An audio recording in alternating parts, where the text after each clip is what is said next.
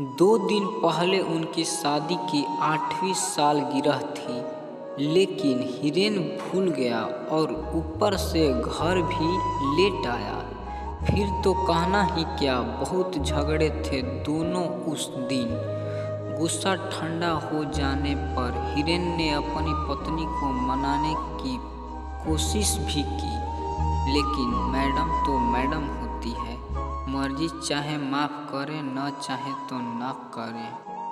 शादी के कुछ साल तक तो सब कुछ ठीक था, लेकिन धीरे धीरे प्यार की जगह कड़वाहट ने ले ली और रोमांस की झगड़े ने अब तो एक दूसरे के प्रति सम्मान के बीच में उनका स्वाभिमान आने लगा था। एक समय था जब दोनों को लगता था कि वे एक दूसरे के बिना जी नहीं पाएंगे, मगर आज वही दो प्रेमी एक ही छत के नीचे अजनबियों की तरह जी रहे हैं।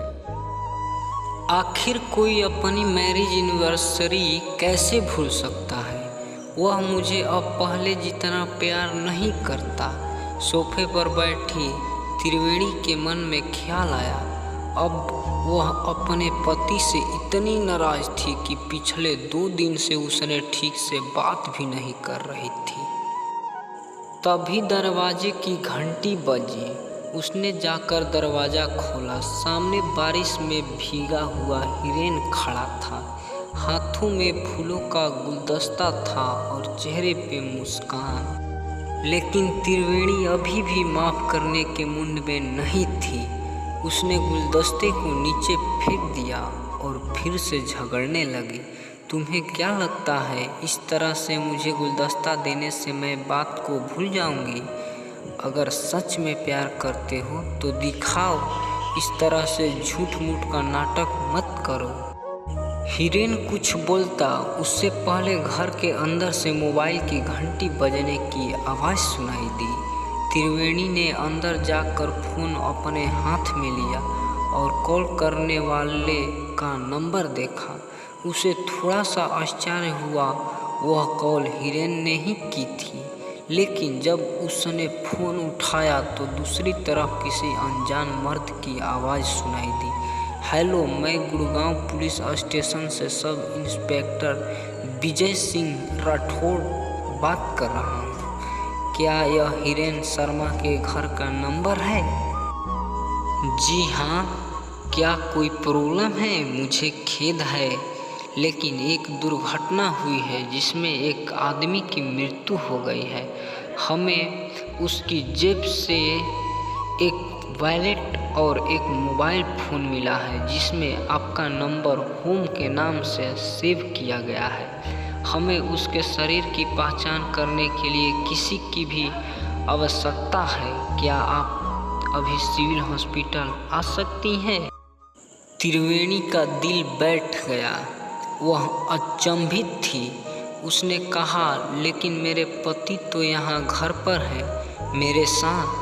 क्षमा करें महोदय, लेकिन यह घटना 2 घंटे पहले ही हुई, जब वह रेलवे स्टेशन से बाहर निकल रहे थे। त्रिवेणी अपना होश खोने लगी थी। यह कैसे हो सकता है? उसने पहले किसी से सुना था कि कभी कभी आत्माएं इस दुनिया को छोड़ने से पहले अपने प्रियजन से मिलने आती है। अपनी आंखों में आंसू के साथ वह भागती हुई हॉल में पहुंची। हिरेन वहां नहीं था। पुलिस वाला सही कह रहा था। अब उसे पछतावा हो रहा था। हिरेन मरने के बाद भी आखिरी बार उसे मनाने आया था, लेकिन उसने गुस्से में आकर उसके साथ घटिया किस्म का बर्ताव किया। कितनी झल्ली हूँ मैं, कितनी बेकार हूँ मैं। वह रोती हुई फर्श पर बैठ गई।